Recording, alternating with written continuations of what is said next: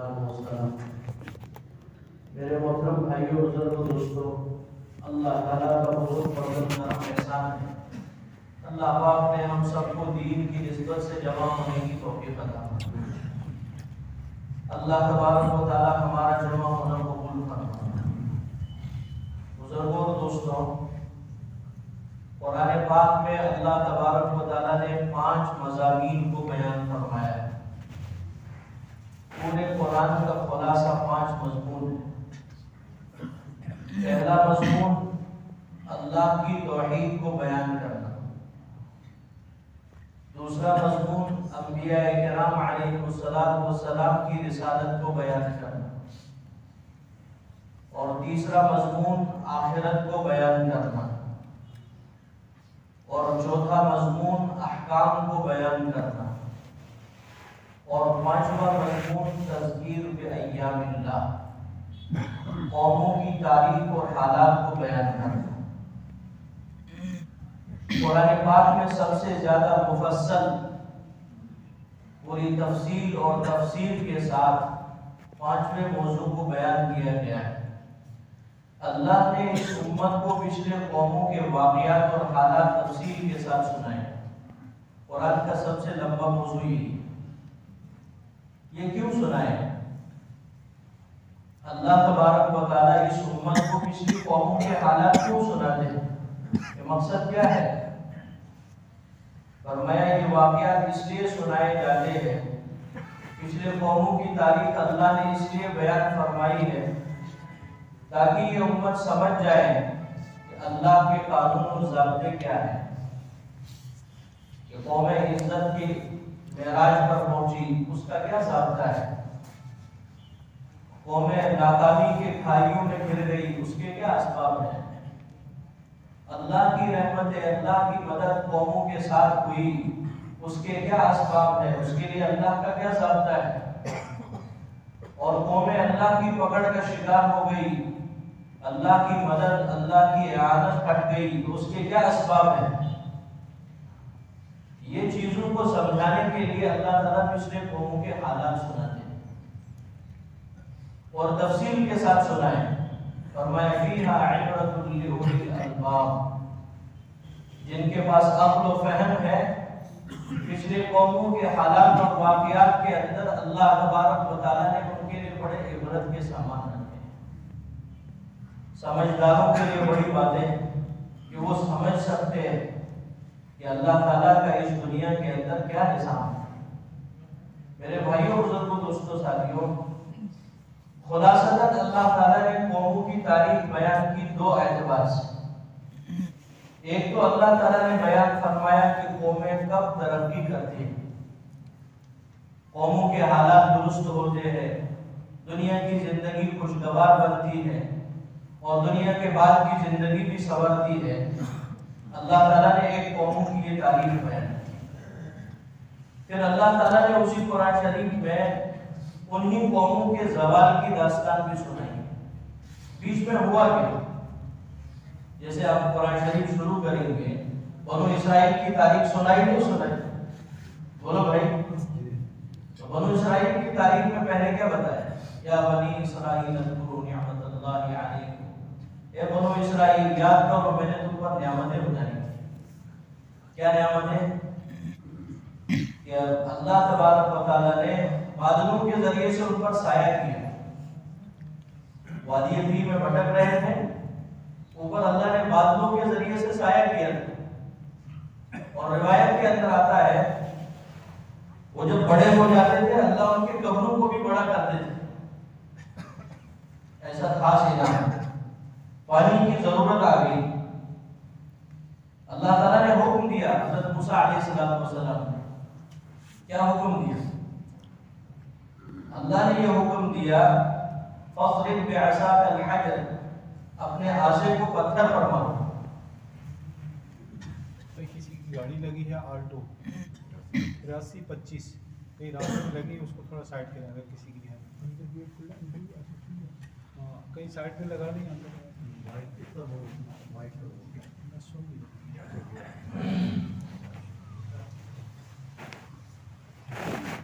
तो تو جب بنو اسرائیل کو پانی کی ضرورت آئی، اللہ تبارک و تعالیٰ نے حضرت موسیٰ علیہ السلام کو حکم دیا کہ اپنے عصا کو پتھر پر تو کیا ہوگا؟ فانفجرت منه 12 عینا، پتھر سے 12 چشمے پھوٹ گئے ان کی پانی کے واسطے۔ اور جب راستے کی ضرورت آئی، فاضرب بعصاک البحر، لاٹھی کو ماری، سمندر نے راستہ دے دیا۔ یہ اللہ کے اکرام ہے، اللہ کی نعمت ہے، یہ اللہ کی کیا ہے؟ تو پھر تھوڑی دیر آپ ورق 2-4 ورق آگے پڑھیں گے، اسی بنو اسرائیل کے تعلق سے اللہ نے فرمایا ضربت علیہم الذلۃ والمسکنہ وباءوا بغضب من اللہ۔ اب اس قوم کے لیے ذلت اور رسوائی طے ہو گئی۔ ابھی تو اس قوم پر اللہ کی نعمتیں تھیں، اللہ کے انعامات اور احسانات تھے۔ ابھی بیچ میں کیا ہوا کہ اللہ نے فیصلہ کیا کہ یہ قوم رسوا ہو جائے گی، ذلت ان کے لیے مسلط کر دی گئی۔ بیچ میں کیا ہوا؟ ایسے ساری قوموں کی تعریف ہے۔ 13ویں پارے تک مسلسل اللہ تبارک و تعالیٰ نے قوموں کی یہی حالات، یہ صورتحال سنائی۔ پھر اللہ تعالیٰ نے فرمایا کہ جتنے قوم کی حالات ہوئی عمومی طور پر وہ قوموں کے اندر 3 جرائم، کتنے جرائم؟ اللہ کی پکڑ کا شکار ہو گئے۔ فرمایا 3 اسباب ہیں، 3 بنیادی سبب بن گئے ساری قوموں کا۔ فرمایا پہلا جرم کیا تھا؟ وما قدر اللہ حق قدری۔ ان قومیں، وہ جو قومیں اللہ کی رحمتوں سے محروم ہو گئی، وہ جو قومیں اللہ کی پکڑ کی زد میں آ گئی، فرمایا پہلا سبب یہ تھا انہوں نے اللہ کی نافرمانی کی۔ قومیں ذلیل ہو جاتی ہے، قوموں کی عزتیں چھن جاتی ہیں، اسباب کی کمی کی وجہ سے نہیں، مال کی کمی کی وجہ سے نہیں، حکومتوں کے نہ ہونے کی وجہ سے نہیں، یہ دھوکہ ہے، یہ شیطان کی طرف سے دھوکے ہوتے ہیں۔ یہ قرآن بیان فرماتا ہے وما قدر اللہ حق قدرہ۔ ان ساری تباہ شدہ قوموں کا پہلا جرم یہ تھا انہوں نے اللہ کی ویسی فرما برداری نہیں کی جیسا اللہ کا حق تھا۔ اللہ کو ماننا، اللہ کی ماننا، اللہ کو مانتے ہوئے زندگی گزارنا، اللہ کی مانتے ہوئے زندگی گزارنا، یہ حق ہے اللہ کی نافرمانی کوئی معمولی بات ہے۔ دنیا کے اعتبار سے دیکھو، ایک بچہ، اس کے پیچھے ماں باپ کی 20-25 سال کی بڑی محنت ہوتی ہے۔ 20-25 سال کے بعد وہ بچہ اگر ماں باپ کا نہیں مانتا ہے تو لوگ کیا کہتے ہیں؟ کتنا نالائق انسان ہے، کتنا جانور قسم کا انسان ہے، تجھے یاد نہیں تیرے ماں نے تیرے لیے کیا کیا ہے؟ تو اسے ماں باپ کی نہیں سنتا ہے، انہیں کو تکلیف پہنچاتا ہے۔ تیرے ماں باپ نے 20 سال 25 سال کیا کیا کر کے تجھے بڑا کر دیا، آج انہیں کی نہیں سنتا۔ لوگ تانے دیتے کہ ماں باپ کی اس کی خدمت نے اس کے لیے 20-25 سال انہوں نے کتنا کچھ کیا۔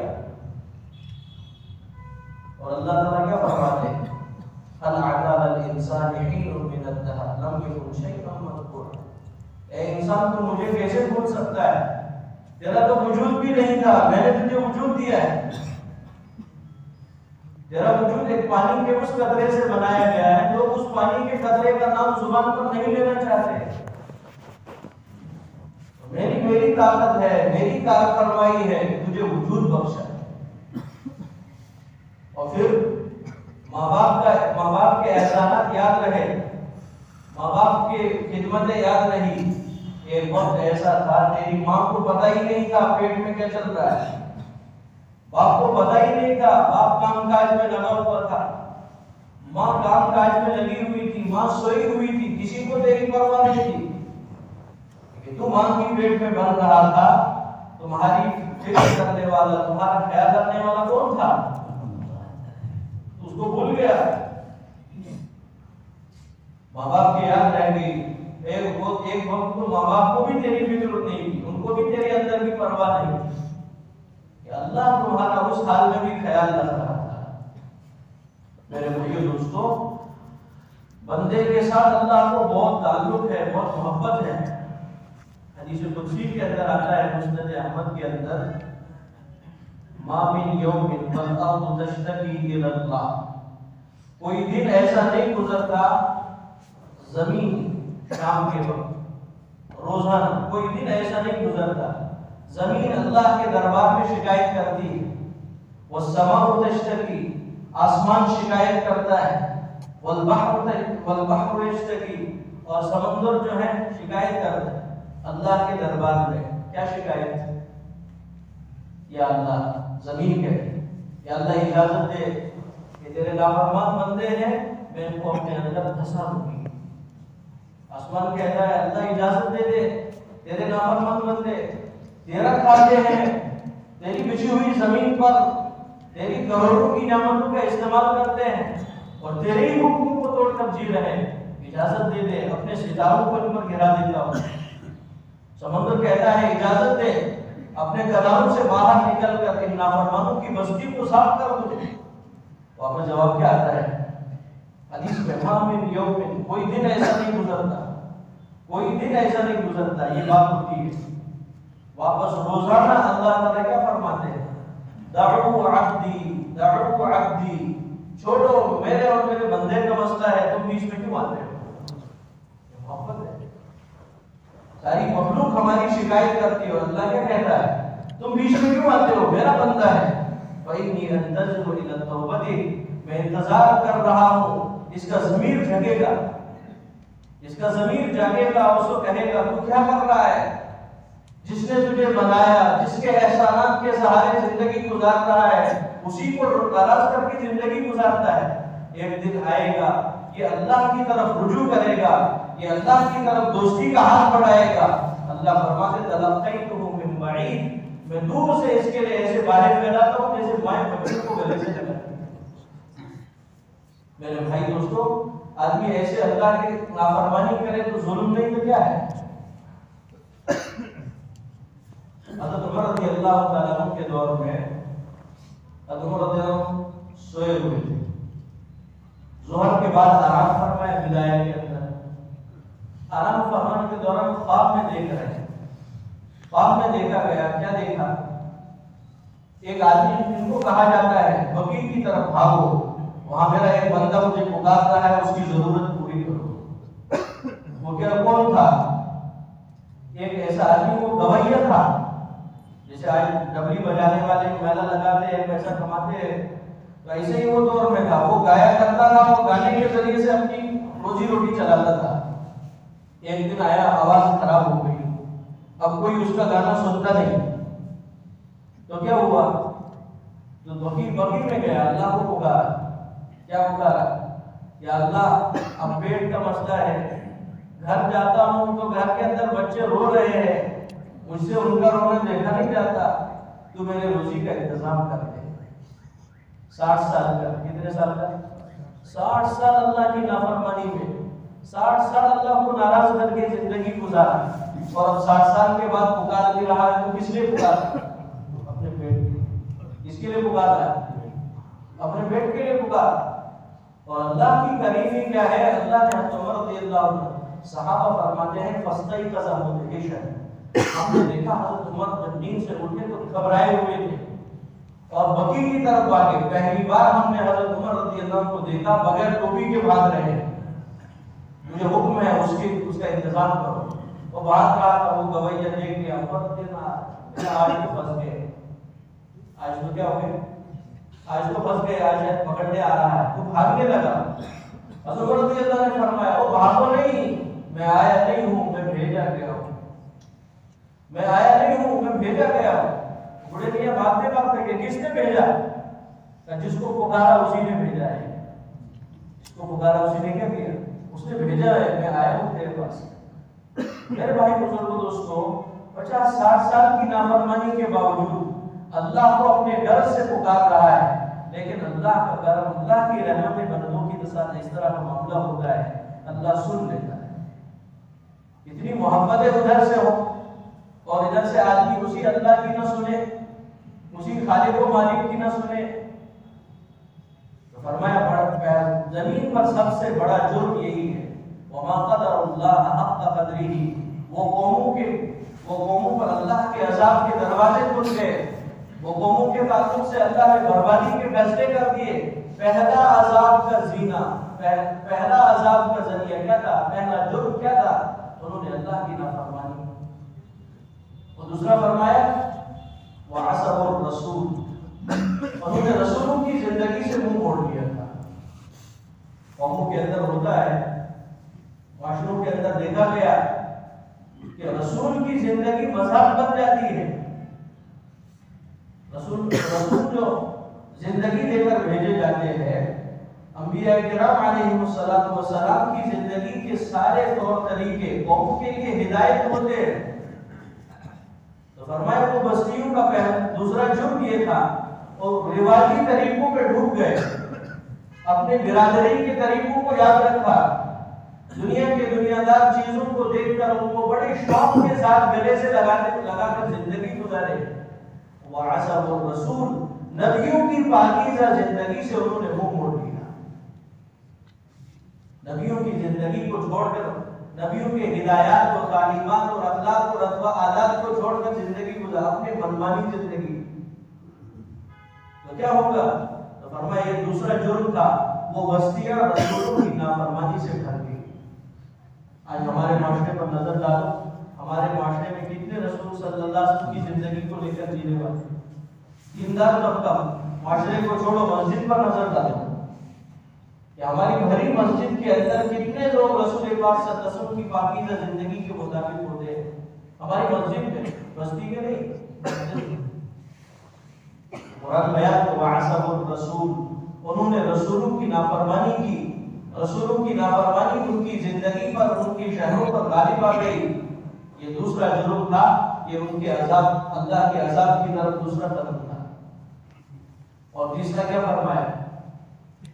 وَنَسُوا حَظًّا مِّمَّا ذُكِّرُوا بِهِ، انہوں نے اللہ کے دین کو، اللہ کے شریعت کو، اللہ کی طرف سے جو احکامات ان کو دیے گئے، انہوں نے اللہ کے دین کو سن کر انسنی کر دی. اللہ کے دین کے ساتھ پرایا معاملہ کرنا، یہ قرآن نے فرمایا. یہ ان قوموں کا تیسرا بنیادی جرم تھا، انہوں نے اللہ کے دین کے تعلق سے سن کر انسنی کر دی. دنیا کے معاملے میں بڑے حساس بن گئے. وہ دنیا کے نفع اور نقصان کا ان کا معاملہ یہ تھا کہ اپنے دنیا کے نفع سے بہت خوش ہوتے، اور دنیا سے کوئی نقصان ہو گیا تو بہت رنجیدہ ہوتے. جیسے آج ہم دیکھیں اپنی ذات، ایک آدمی کو 500 روپیہ جیب سے گر گئے، وہ پریشان ہوتا نہیں ہوتا؟ اس کے چہرے سے پتہ چلتا ہے یہ اس کا نقصان ہو گیا. اب 5000 نقصان ہو گیا تو اور زیادہ پریشان ہوگا. دنیا کے نقصان سے آدمی کی طبیعت متاثر ہو جاتی ہے. دنیا کا نقصان ہو گیا تو دنیا کے نقصان سے آدمی کی طبیعت سے، چہرے سے، رنگت سے ظاہر ہوتا ہے نقصان ہو گیا. اس کا مطلب کیا ہے کہ دنیا کا نقصان ہے، اس کو نقصان سمجھتے ہیں. اور ایک آدمی کی 5 وقت کی نماز چھوٹ گئی، اس کو کچھ ہو جاتا ہے. اس کو کہتے ہیں کہ اللہ کے دین کا استحقاق، اللہ کے دین کو دوسرے تیسرے درجے پر رکھنا. دین کے تعلق سے وہ بے حس ہو گئے اور دنیا کے نفع کو نفع سمجھتے ہیں. ایک آدمی کے 1,00,000 2 لاکھ روپے کا نفع ہو جائے تو اپنی خوشی کا اظہار کرتا ہے. بچے نے کیس ایگزام پاس کر دیا تو بہت عالیشان دعوت رکھتا ہے، خوشی کا اظہار کرتا ہے. اور بچے نے ایک سورت یاد حفظ کر لی، کسی کو بولتا ہے بولو بھائی کیوں؟ یہ فرمایا کہ ان کے دلوں کے اندر، حقیقت کے اندر دنیا تھی، وہ دین کو برائے نام کے دوسرے تیسرے درجے پر رکھنے والے تھے. وَنَسُوا حَظًّا مِّمَّا ذُكِّرُوا بِهِ وَكَانَ تَذْكِيرُهُمْ عَنِ الْأَحْكَامِ وَالْأَعْمَالِ. نبی کہتے تھے دین کی طرف آ جاؤ، اپنے دین کے تقاضوں کو پورا کرو، نہ کہ وہ دنیا پر ٹوٹ پڑے. اللہ تعالیٰ نے فرمایا من كان يريد حرث الآخرة نزد له في حرثه ومن كان يريد حرث الدنيا نؤتيه منها وما له في الآخرة من نصيب. کہ جو آدمی دنیا کا عاشق بنتا ہے، کیا بنتا ہے؟ دنیا کا عاشق. دنیا کا عاشق بننے کا مطلب یہ ہوتا ہے اپنی ساری صلاحیتیں دنیا کے حوالے، اپنا سارا مال جان دنیا کے حوالے، اپنی ساری محنت، کوشش، استعداد دنیا پر لگا رہا ہے. وہ تو دنیا کے عاشق آدمی بنتے ہیں. کہ جو آدمی دنیا کا عاشق بن گیا نقطی ہی منہا، ہم اس کو دنیا دے دیں گے، ہم اس کو دنیا تھوڑا سا کیوں دیں گے؟ اس لیے اللہ تعالیٰ فرماتے ہیں وَمَا الْحَيَاةُ الدُّنْيَا إِلَّا مَتَاعٌ، دنیا متاع ہے۔ دنیا کیا ہے؟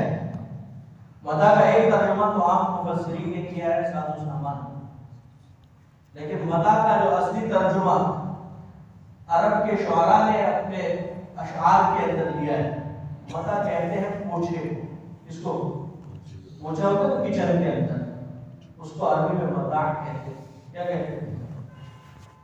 اللہ تعالیٰ وَمَا الْحَيَاةُ الدُّنْيَا إِلَّا مَتَاعٌ، میرے بندوں تمہارے کچن میں پوچھے کی کیا حیثیت ہے؟ کوئی آدمی تمہارے پاس آئے پوچھا مانگنے کے لیے، دو گے؟ ایک آدمی ایسا ہے اس کو نہ جان نہ پہچان، بلکہ اس کے ساتھ تمہیں کوئی نہ لین نہ دین، بلکہ اس کے ساتھ ناراضگی بھی ہے، لیکن وہ آ رہا ہے اپنے پوچھے میں سے تھوڑا سا کاٹ کے دے دو تو کیا کرو گے؟ بولو دے دیں گے نہیں دے دیں گے؟ سچی آدمی ہے تو دے دے گا، یہ کون سی چیز ہے؟ لے لے، پورا لے لے، کیا کہے؟ آدھا ہی کیوں مانگ رہے؟ پورا لے لے۔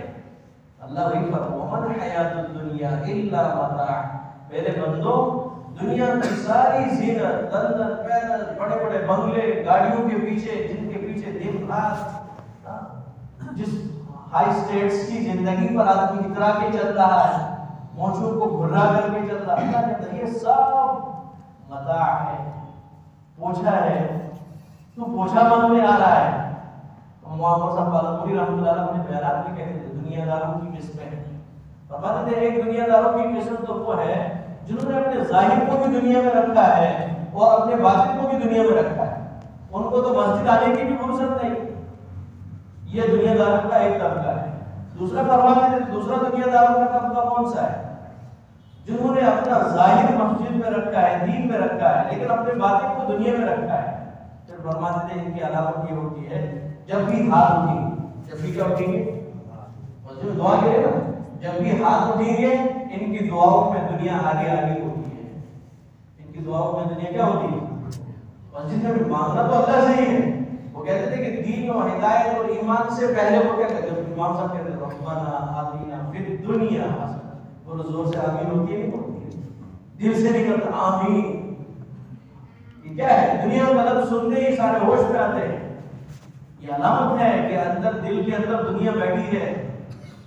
زبان و شکل کچھ بھی ہو لیکن تمہارے عادات سے، تمہارے زبان کے باتوں سے ظاہر ہوتا ہے کہ تو دنیا کا عاشق ہے، تیرے دل کے اندر حقیقت میں دنیا بیٹھی ہوئی ہے۔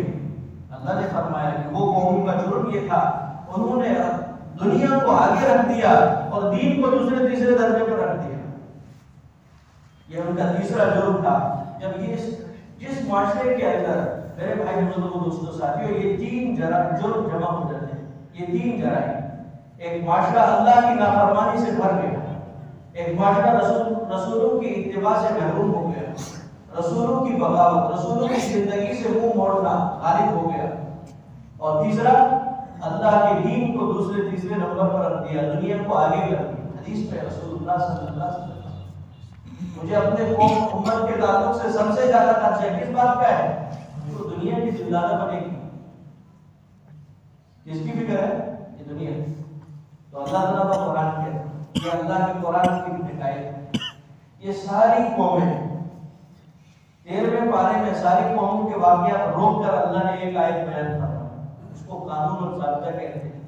فرمایا وَكَذَلِكَ أَخْذُ رَبِّكَ إِذَا أَخَذَ الْقُرَىٰ وَهِيَ ظَالِمَةٌ إِنَّ أَخْذَهُ أَلِيمٌ شَدِيدٌ۔ میرے بندو یہی میرا قانون ہے، وَكَذَلِكَ أَخْذُ رَبِّكَ إِذَا، یہی تمہارے رب کا قانون ہے،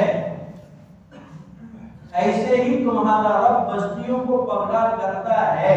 آدھی ترجمے کر جا کر دیکھیں، تمہارا رب ایسے ہی بستیوں کو پکڑا کرتا تھا نہیں، ایسے ہی تمہارا رب بستیوں کو پکڑا کرتا ہے۔ جن قوموں کے اندر یہ جرائم آ جاتے ہیں، جب قومیں اللہ کی نافرمانی سے بھر جاتی ہے، قومیں رسول کی زندگی سے منہ موڑ دیتی ہے اور قومیں دنیا کے اوپر ٹوٹ پڑتی ہے، دنیا کا نشہ ان پر سوار ہوتا ہے، اللہ تعالیٰ فرماتے ہیں پھر ہمارا قانون یہی ہے، ہمارا وہی دستور واپس آئے گا۔ کون سا دستور؟ کہ اب یہ معاشرہ اللہ کے عذاب کو دعوت دیتا ہے. پھر کتنا بھی مال ہو، پھر کتنے بھی اسباب ہو، معاشرہ صاحب نے فرمایا کہ جب اللہ تعالیٰ کسی کو حالات کا شکار کرنا چاہتے ہیں، یہ آدمی کروڑپتی، اس کو اپنے مال پر نظر ہوتی ہے، میرے پاس اتنا ہے، سب ٹھیک ٹھاک ہوگا، سب پر حالات اگر آ بھی گئے تو کچھ بات تو نہیں آئے گی. فرمایا جب اللہ تعالیٰ کروڑپتی پر حالات لاتے ہیں تو اس پر کرموں کے حالات لاتے ہیں تو اس کے کروڑ اس کے ایک سکے کے برابر نظر آتے ہیں. لکھپتی کو اللہ تعالیٰ حالات میں ڈالنا ہے، فرمایا اس پر کروڑ کے حالات ڈال دیتا ہے، اس کے لاکھ سکوں کے برابر بن جاتے ہیں، کھوٹے سکے. یہ جب اللہ، میرے بھائیو دوستو، یہ اسباب جب قوم کے اندر، یہ معاشرے کے اندر پائے گئے تو پھر اللہ تعالیٰ کا یہ ضابطہ ہے کہ اب اللہ کی پکڑ کبھی بھی آ سکتی ہے.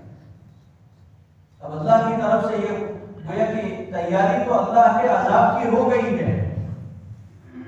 اس لیے میرے بھائیو بزرگوں دوستو، اللہ تبارک و تعالیٰ نے قرآن شریف میں تفصیل سے قوموں کے حالات سنانے کے بعد اب ہمیں کیا بتایا؟ دیکھو انہوں نے یہ کیا، انہوں نے یہ کیا، انہوں نے یہ کیا. اب تمہارے اوپر یہ ہے، اگر تم ان چیزوں کو اپنی زندگی میں لیتے ہو تو تم پر بھی اللہ تعالیٰ کا وہی معاملہ ہوگا. اس لیے دیکھنے کی ضرورت ہے. اپنی جگہ مذاکرے کی بات ہے، اپنے معاشرے پر قرآن کی عینت لگا کر نظر ڈالو، کہیں ہمارا معاشرہ ایک جرائم سے بھر تو نہیں رہا ہے. اگر فرد کے اندر یہ معاملہ ہے تو فرد کی زندگی ویران ہوگی. گھر کے اندر یہ جرائم ہے تو وہ گھر پر ویران ہوگا، اور پوری محلے اور بستی قوم کے اندر یہ اسباب ہے، اللہ پوری قوم کو حالات میں لائے گا. اس لیے میرے بھائی بزرگوں دوستوں ساتھیوں کہ اللہ کی طرف سے یہ مطالبہ ہے کہ ہر انسان اپنی انفرادی زندگی میں بھی اور اجتماعی طور پر بھی یہ مزاج بنائے. کیا مزاج بنائے؟ کہ ہم ہماری زندگی میں اس طرح کے جرائم نہ. میری زندگی اللہ کی نافرمانی کے راستے پر ہے، چاہے میرے پاس کتنے بھی اسباب و آلات ہیں، کتنی بھی طاقتیں ہیں، یہ طے شدہ بات ہے. اللہ کا ضابطہ وَلَن تَجِدَ لِسُنَّتِ اللَّهِ تَبْدِيلًا، اللہ کا ضابطہ میں بھی بدلنے والا. وَلَن تَجِدَ لِسُنَّتِ اللَّهِ تَحْوِيلًا، میرے بندو میرا قانون کبھی نرم پڑنے والا نہیں ہے. ہاں، اللہ کے قانون اور فیصلے اٹل اور ٹھوس ہوتے ہیں. بخاری شریف میں رسول اللہ صلی اللہ علیہ وسلم فاطمہ بنت قیس رضی اللہ تعالیٰ عنہ، انصاری ایک لڑکی، اسے چوری کی خطا ہو گئی. اب طے ہو گیا ہاتھ کاٹنے. کیا طے ہو گیا؟ بولو بھائی، ہاتھ کاٹنے کا طے ہو گیا. اب صحابہ نے دیکھا یہ تو اچھے گھر کی بچی ہے، پتہ نہیں بھولے میں کیسے ہو گیا، نادانی کے ساتھ کیا ہو گیا ہے. لہذا صحابہ نے طے کیا کہ حضور صلی اللہ علیہ وسلم کے پاس سفارش کے لیے جائے، حضور سے درخواست کی جائے کہ اللہ کا ضابطہ اور قانون تھوڑا نرم کیا جائے. تو سفارش کے لیے کس کو بھیجا گیا؟ خالد بن ولید رضی اللہ، عثمان غنی رضی اللہ تعالیٰ. عثمان رضی اللہ کا بڑا ادب احترام حضور صلی اللہ علیہ وسلم فرماتے. حضور عثمان کے سامنے پیر نہیں پھیلاتے، بلکہ اگر پھیلائے ہوتے تھے ابو بکر صدیق آئے، السلام علیکم یا رسول، حضور نے جواب دیا بیٹھ کے. عمر فاروق رضی اللہ، السلام علیکم، حضور نے جواب دیا آ کر بیٹھ کے. عثمان رضی اللہ تعالیٰ، السلام علیکم یا رسول، سلام، حضور نے جواب نہیں دیا. حضور پیر پھیلائے، حضور نے پہلے پیر سمیٹ لیے پھر جواب کی آواز دی. پھر فرمایا الا استحی من رجل تستحی منه الملائکہ، کیا میں اس آدمی سے حیا نہ کروں فرشتے جس سے حیا کر رہے ہوں. ایسے درجے کے لوگ گئے سفارش کے لیے. جب اندر گئے حضور صلی اللہ علیہ وسلم کے سامنے سفارش کی، یا رسول اللہ صلی اللہ علیہ وسلم، یہ بچی پتہ نہیں کیسے نہ تو اچھے گھر کی ہے، ایسی عادت بھی نہیں ہے، پتہ نہیں کیسے ہو گیا ہے. تو ہماری درخواست یہ ہے اللہ کا ضابطہ اس معاملے میں نرم کیا جائے، اس کو رعایت کی جائے. حضور صلی اللہ علیہ وسلم کی روایت کے الفاظ ہیں فَحْمَرَّ وَجْهُ النَّبِيِّ صلی اللہ علیہ وسلم، حضور صلی اللہ علیہ وسلم کا چہرے انور غصے سے لال ہو گیا، اور حضرت عثمان رضی اللہ تعالیٰ عنہ کی داڑھی پکڑ کر فرمائے کیا کہہ رہے ہو؟ اللہ کے ضابطے کے ساتھ اللہ کے قانون کو چھیڑنے کی.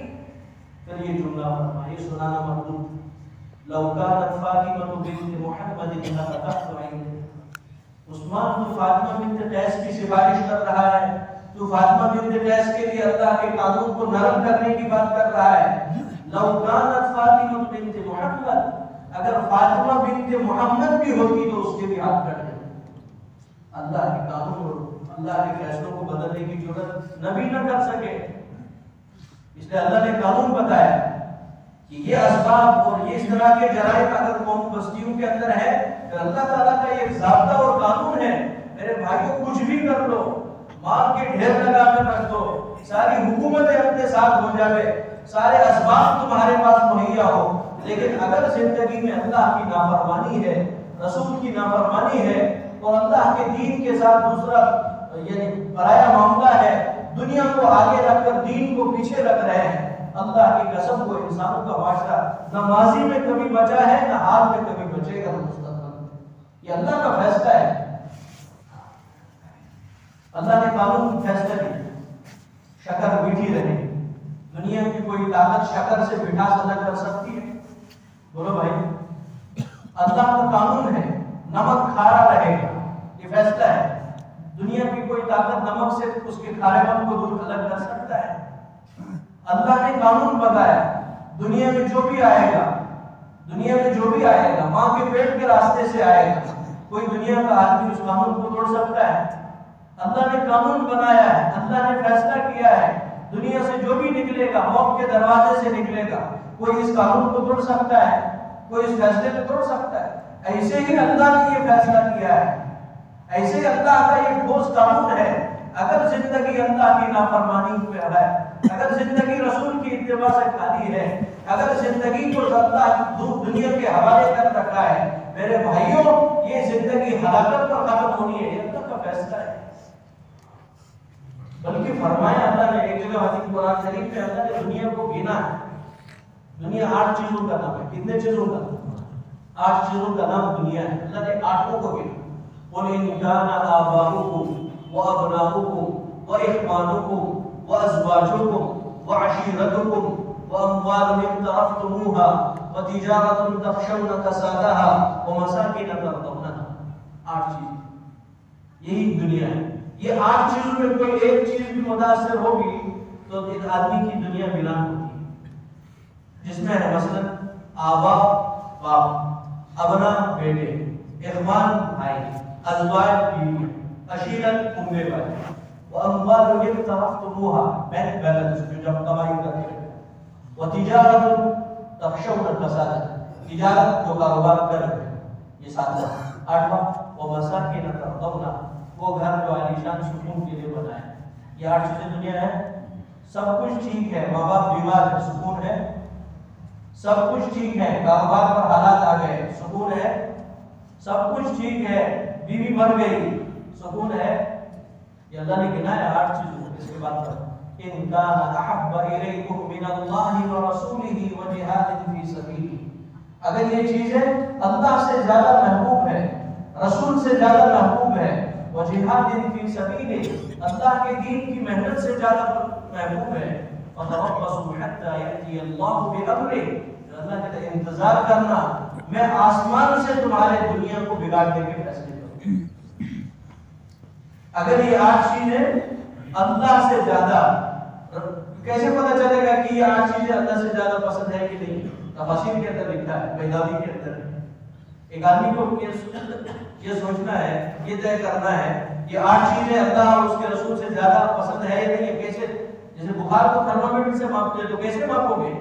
فرمایا اگر یہ 8 چیزیں اللہ کی فرمانبرداری میں رکاوٹ بن رہی ہے، نماز کا وقت آ گیا، بیوی بچہ دکان کاروبار یہ چیزیں روک رہی ہیں، تو سمجھو اب اس نے نماز چھوڑ کر ان کا خیال کیا، تو فرمایا اس احب الی من اللہ ورسولہ، یہ چیز اس کے لیے اللہ اور اس کے رسول سے زیادہ محبوب ہے۔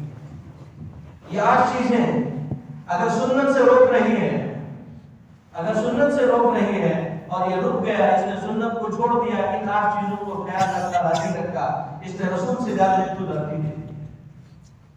یہ 8 چیزیں ہیں اللہ کے دین کے کسی تقاضے سے روک رہی ہے، دین کا تقاضا ہے، دین کے تعلق سے کوئی مطالبہ ہمارے سے تھا تو یہ 8 چیزیں رکاوٹ بن گئی، اس نے دین کو دوسرا درجہ دے دیا، دنیا کو پہلے درجے پر۔ وَلَنَبْلُوَنَّكُمْ بِشَيْءٍ مِّنَ الْخَوْفِ وَالْجُوعِ، اللہ نے فرمایا ہم ضرور آزمائیں گے۔ اس آیت کے ذیل میں تفاسیر میں لکھا ہوا ہے ہر انسان کی زندگی میں اللہ ایسا معاملہ کرتے ہیں، ایک طرف سے دنیا کا فائدہ کھڑا ہو جاتا ہے، ایک طرف دین کا فائدہ کھڑا ہو جاتا ہے، اب ابتلا ہوتی ہے، امتحان ہو جاتا ہے۔ ادھر آسان ہو گئی، حی علی الصلاۃ حی علی الفلاح، ادھر بیوی نے کہا دکان سے ذرا دہی لا کر کے دے دو، کھڑا ہو جائے۔ مذاق نہیں ہے، آدمی یہ چیزوں کو بہت ہلکے میں لے کر کر لیتا ہے، لیکن اللہ تعالیٰ فرماتے ہیں یہ ہمارا امتحان ہے، ہم ان چیزوں کو دیکھ رہے ہیں۔ اللہ کے یہاں کبھی کبھار معمولی چیزوں پر بڑے فیصلے ہو جاتے ہیں، بہت معمولی چیز ہوتی ہے، بڑا فیصلہ ہوتا ہے۔ واقعات حکایات کے اندر بہت اس طرح کے معاملے، حضرت پیر صاحب دعوت والا نے واقعہ لکھا ہے، ایک ولی آدمی راستے سے جا رہا ہے، ولی اللہ جا رہا ہے، ایک شرابی نالی میں گرا پڑا دیکھا، اس نے گھن کر دی، جو ولی کا کیا کر دی، گھن کر دی اس کو، اور حکایت کے ساتھ جو بھی کہا یا جو بھی ادا کی، بظاہر تو کسی نے سوچا بھی نہیں، اتنی باریک چیزوں کو کون دھیان دیتا ہے۔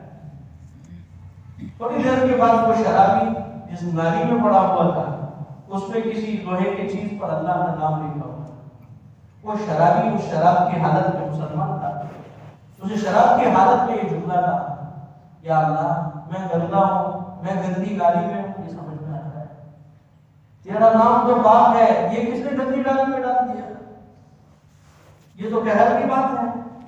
وہ اسی حالت میں اس نے اس نام کو لے لیا اور گھر چل دیا، گھر میں اس کو دھو کر کاغذے پہ رکھ دیا، پھر صاحب کے خطبات میں ہے سو گیا، خواب میں زیارت ہو گئی جناب رسول اللہ صلی اللہ علیہ وسلم، حضور صلی اللہ علیہ وسلم نے کیا فرمایا، فرمایا تمہاری حیثیت کتے سے زیادہ گری ہوئی تھی، تو نے اللہ کے نام کی عزت کی، تو نے اللہ کے نام کی عزت اور اکرام کی، اللہ نے فیصلہ کر دیا کل جب آنکھ کھولے گا صبح تو ولی بن کر آنکھ کھولے گا۔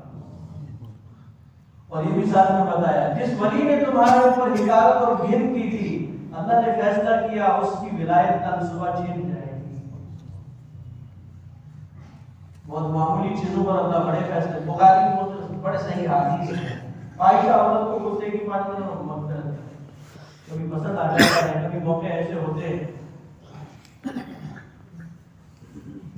امام راضی رحمۃ اللہ علیہ نے بسم اللہ کی ذیل میں ایک واقعہ لکھا ہے، ایک محدث کا، اس کا پڑوسی بہت فاسق آدمی، فاجر آدمی، انتقال ہو گیا، اس وقت انتقال ہو گیا، اس کا بیٹا ماں میں اس کی اہلیہ جو ہے حمل سے تھی، وہ انتقال ہو گیا، عرصہ ہو گیا، 8-10 سال گزرنے کے بعد اچانک یہ جو محدث ہے یہ خواب دیکھتا ہے، ہشام شامی رحمۃ اللہ علیہ محدث کا نام ہے، اس نے خواب میں دیکھا میرا وہ پڑوسی جو فاسق اور فاجر ہے، وہ خواب میں دیکھتا ہے کہ بڑے عالیشان جنت میں اس کا اکرام ہے، اعزاز ہو رہا ہے، پریشان ہو گیا، یہ تو فاسق و فاجر اس کی تکلیف سے ہر آدمی مصیبت میں تھا، یہ کیسے اس طرح کے اکرام اور عزت کو مستحق ہو گیا ہے؟ تو خواب میں دیکھا، اس سے پوچھا کیا ہوا؟ اس پڑوسی نے کہا میں کل تک بہت سخت عذاب میں تھا، کل مجھے چھٹکارا مل گیا۔ وجہ کیا بنی؟ چھٹکارا کیا ہوا؟ کہا جب میں انتقال ہو گیا، میری اہلیہ حمل سے، پھر بچہ پیدا ہو گیا، پھر وہ بڑا ہو گیا، کل میری اہلیہ نے بچے کو مولوی صاحب کے پاس دیا اور بسم اللہ پڑھائی، نے کیا کیا؟ بچے کو مولوی صاحب کے پاس دیا، بسم اللہ پڑھائی، ایک فرشتہ کل ہی میرے پاس آیا، اس نے کہا زمین کے اوپر جس کا بچہ میرا نام لے رہا ہو اور زمین کے نیچے میں اس کو عذاب دے دوں، یہ میری غیرت کے خلاف ہے۔ تو میرے بھائی دوستو ساتھی، تو اللہ کے نام کی ہے، پھر سارے اللہ کے دین کا کیا مقام ہوگا؟ اللہ کے دین کو دوسرے تیسرے درجے پر رکھنا یہ ظلم ہے۔ اللہ نے ایسے لوگوں کو کہا یہ لوگ فاسق ہے، انہوں نے دنیا کو آگے کر دیا جو اللہ کی مقبول اور مدعون چیز تھی، اور اللہ کی پسندیدہ چیز نبی کو مقدم کر دین کو پیچھے کر دیا، یہ عذاب، یہ جرم ہے، قوموں کو اس جرم نے ہلاک کر دیا۔ تو پھر کیا ہوا میرے بھائی بزرگوں دوستوں ساتھیوں؟ وجہ بنیاد کیا بنی؟ میں یہ عرض کر رہا تھا کہ انہوں نے اللہ کے دین کے ساتھ یہ معاملہ کیا تو پھر اللہ تعالیٰ کی پکڑ آ گئی. اللہ کا دین دوسرے درجے پر رکھنا، اللہ کے دین کے ساتھ یہ معاملہ کرنا، یہ اللہ کے عذاب کو دعوت دینا ہے. سوال یہ ہے اللہ کا دین دوسرے درجے پر کیوں چلا جاتا ہے؟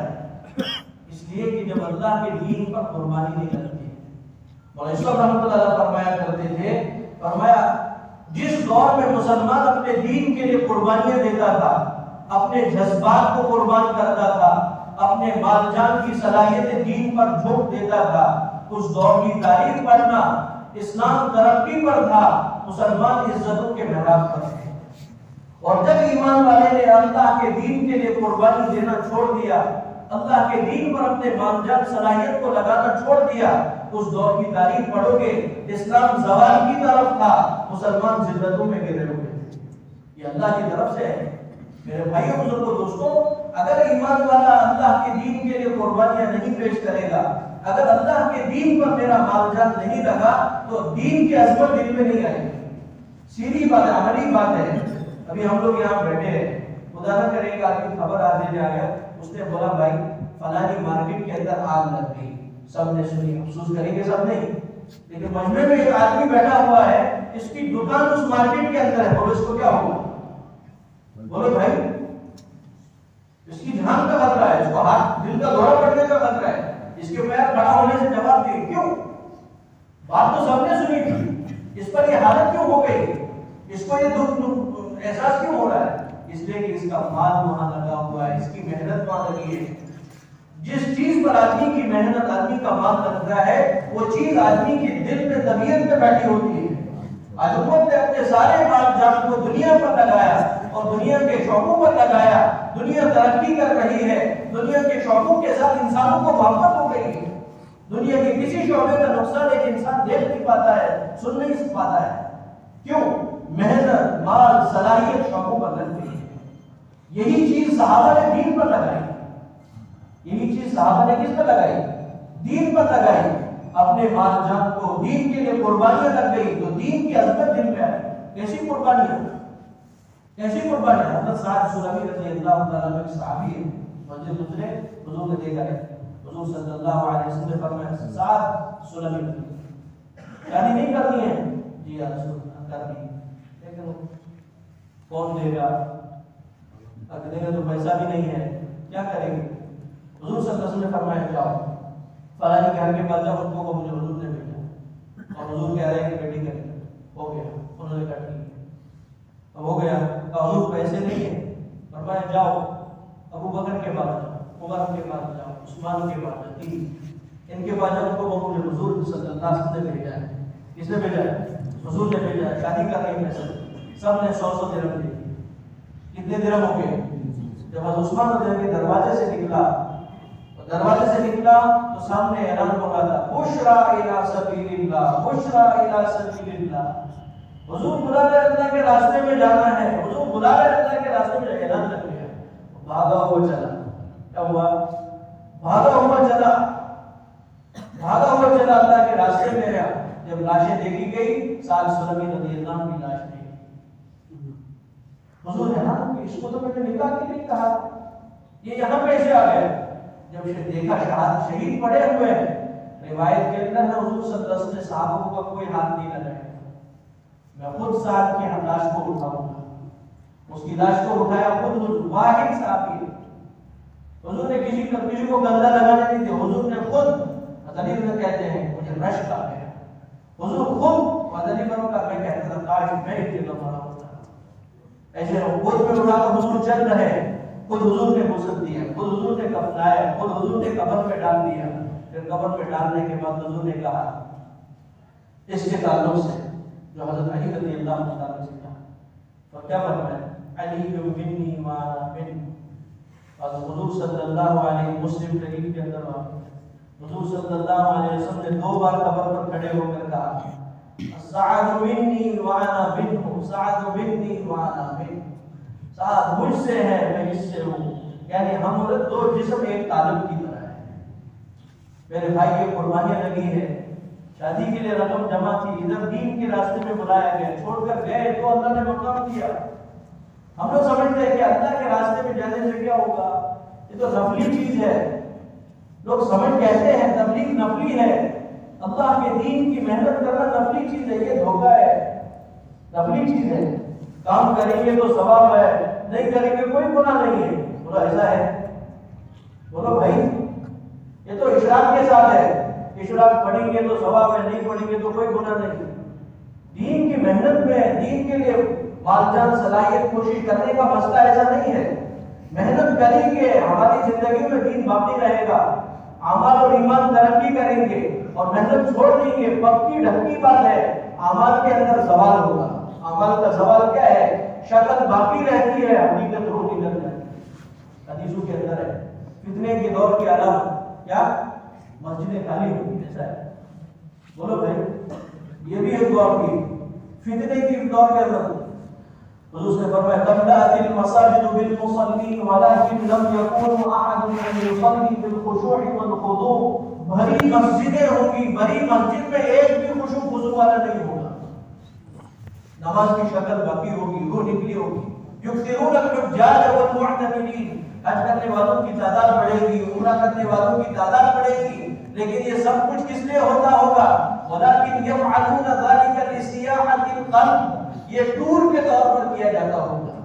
یہ حضور نے فرمایا فتنے کی علامت ہے. کب تک ہے؟ تو میرے بھائی بزرگوں دوستو، میں یہ عرض کر رہا تھا ایسا نہیں ہے کہ دعوت کا کام کریں گے تو اچھا ہے، نہیں کریں گے تو کوئی مسئلہ نہیں ہے، کچھ بگاڑ نہیں، کوئی نقصان. ایسا معاملہ نہیں ہے. یہ دھوکے سے اپنے کو باہر نکالو، ورنہ کام اگر آپ کے نظر میں نفلی بن گیا تو اس کے ساتھ اشراق والا معاملہ کرو گے. اشراق میں کیا ہوتا ہے؟ ذرا سا سر میں درد ہو گیا تو چھوڑ دیتا نہیں چھوڑ دیتا. ایسے کام کے ساتھ ہوگا. اگر نفلی کھانے کے اندر اس چیز کو رکھا ہوا ہے، ذرا سا گھر میں معمولی اونچ نیچ ہو گئی تو آدمی کیا کرے گا؟ تو آدمی فوراً سحر و جب چھوڑ دے گا. اس کے گھر کے اندر دہی لانی تھی، دودھ لانی تھی، گھر میں دودھ لانے میں اس کے گشت کا جنازہ نکال دیا. ایسا معاملہ ہے کام کے ساتھ. ایسا نہیں میرے بھائی ایک واقعہ بتا تھا اسی پر بات. حسان بن ثابت رضی اللہ عنہ ایک صحابی 120 سال کی عمر پائی، 60 سال زمانہ اسلام میں. وہ بہت بڑے جلیل قدر صحابہ میں سے. مدینے کے اندر فتنے کی ہوا چلی، آزمائش کی ہوا. اما عائشہ واقعہ ایک آپ سب کو معلوم سورہ نور میں جس کا تذکرہ ہے، یہ آزمائش. تو اس میں اما عائشہ کے تعلق سے لوگوں نے باتیں کہی غلط.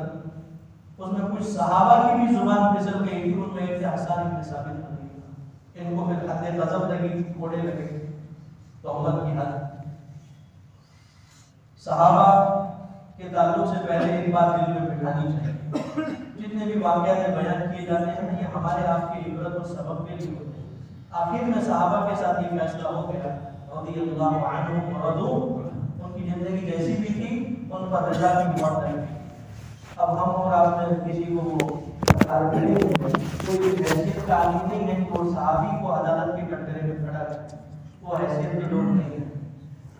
حضرت حسن رضی اللہ تعالیٰ عنہ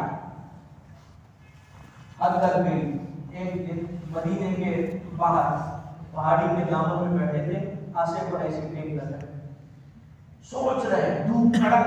ایک صحابی کا وہاں سے گزر رہا. حسن کیا کس سوچ میں ہو؟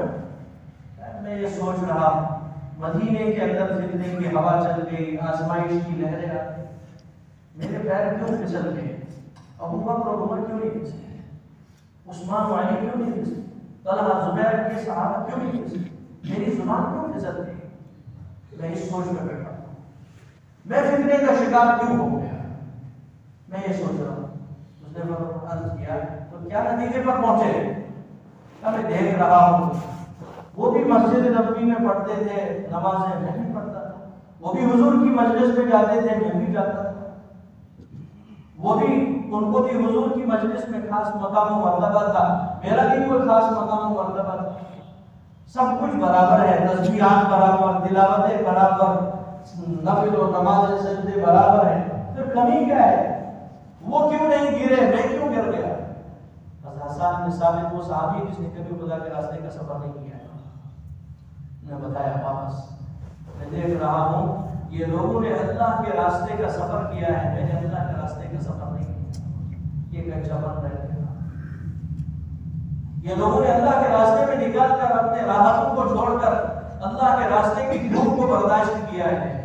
اللہ کے راستے میں طرح طرح کے مجاہدے اور طرح طرح کے اپنے ناگواریوں کے اندر اپنے آپ کو ڈھونپ دیا ہے. میں نے کبھی ایسا نہیں کیا, مجھے لگتا ہے اسی لیے میں پھسل گیا. اللہ کے راستے میں نکلنے سے جو آدمی کے ایمان کو, جو آدمی کے یقین کے اندر مضبوطی ملے گی, اس لیے ہر صحابی کو اس راستے سے گزارا گیا, مجاہدے کے راستے سے, محنت کے راستے سے, اللہ کے دین کے لیے قربانی کے راستے سے ہر صحابی کو گزارا گیا ہے. محنت کے راستے سے گزر کر جو دین ملے گا, جو ایمان اور عمل ملے گی, فرمایا وہ حقیقت والے اعمال ہوں گے, اس ایمان کے اندر جان ہوگی. وہ آدمی جب ہاتھ اٹھائے گا تو معاملہ بنے گا. اس لیے میرے بھائیوں, دوستوں, ساتھیوں, محنت شرط ہے.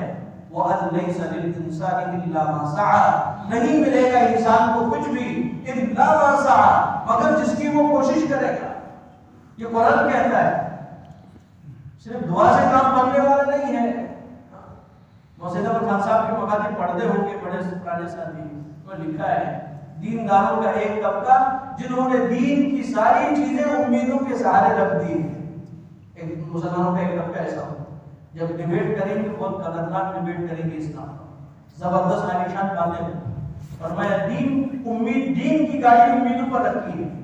حضرت فرماتے تھے ان سے کوئی امید نہ رکھیو, ان سے خود بھی کچھ ہونے والا نہیں, دوسروں کو بھی کچھ ملنے والا نہیں. فرمایا کہ دوسرا طبقہ امت کا وہ ہے جس نے دین کی ساری چیزیں دعا کی گاڑی میں رکھی ہے. دین کے انقلاب ہو, اعمال کی بہار ہو, ہدایت کے فیصلے اترے, اللہ کی رضا کے فیصلے ہو, یہ ساری چیزیں اس نے دعا کی گاڑی میں رکھا ہے. اس میں رکھا ہے دعا ضرور. جو وہ فرماتے تھے وہ واقعہ, وہ مستجاب الدعوات کرنے کا وقت کہ شادی وہ جوان گیا تھا مستجاب الدعوات کے پاس, حضرت دعا کرو نیک اولاد ہو جائے. حضرت نے دعا کی, اللہ نیک اولاد دے. کیا دے دیں؟ اور پھر کچھ عرصے کے بعد وہ لڑکا پھر گیا مستجاب الدعوات حضرت کے پاس, حضرت دعا کرو نیک اولاد ہو گئے. کہا ابھی نہیں ہوئی, کہا نہیں ہوئی. وہ پریشان ہو گئے, کہیں اللہ نے میری استجابت واپس تو نہیں لی ہے. تو تھوڑی دیر کے بعد حضرت نے پوچھا تمہاری بیٹا شادی ہوئی ہے؟ تو کہنے لگا حضرت گھر والے ڈھونڈ رہے ہیں. تو حضرت کی استجابت کیا کرتی؟ یہ ہوتا ہے کہ دین کے سارے مسئلے کو دعا کی گاڑی میں رکھنا. ایسا امت کا ایک طبقہ ہے. فرماتے تھے اگر صرف دعا سے کام بن جاتا, سب سے بہترین دعا مانگنے کی جگہ بیت اللہ, سب سے بہترین دعا مانگنے والے محمد رسول اللہ, سب سے بہترین آمین کرنے والے صحابہ کرام. بولو ہے کہ نہیں؟ حضور منتظم کو پکڑتے, دعا کرتے, آمین صحابہ کرتے, بات بن جاتی نہیں بنتی. کعبے میں صحن میں واقعہ ہے, بے شک حدیثوں میں پڑھا, حضور کعبے کے ساتھ ٹیک لگا کر بیٹھے, صحابہ آئے اپنی مصیبتیں سنا. حضرت یہاں لوگ رہنے نہیں دیتے, ہمارے ساتھ یہ کیا جاتا ہے, وہ کیا جاتا ہے. منتظم کو پکڑنا ہے, دعا کرنی ہے, آمین کرنی ہے. اگر صرف دعا سے کام بن جاتا, چلو آج مصر کے لیے دعا کرتے ہیں, چلو آج یمن اور دمام کے لیے دعا کرتے ہیں, آج ایشیا اور افریقہ کے لیے دعا کرتے ہیں. صرف دعاؤں سے اگر کام بن جاتا, حضور صرف دعا کی گاڑی پکڑ کر بیٹھ جاتے. فرماتے تھے حضور نے طائف میں پہلے دھکے کھائے, پہلے دعا کی. بولو بھائی. فرماتے تھے محنت آگے آگے ہے, دعا پیچھے پیچھے ہے. یہ جب فرمایا ایک طبقہ صرف دعاؤں پر رکھا ہے, فرمایا اس پر بھی کوئی امید نہ رکھیو, اس کو بھی شیطان نے دھوکہ دیا ہے. تیسرا طبقہ فرمایا کہ جو محنت کرے گا, محنت کے ساتھ ساتھ رات کو روئے گا.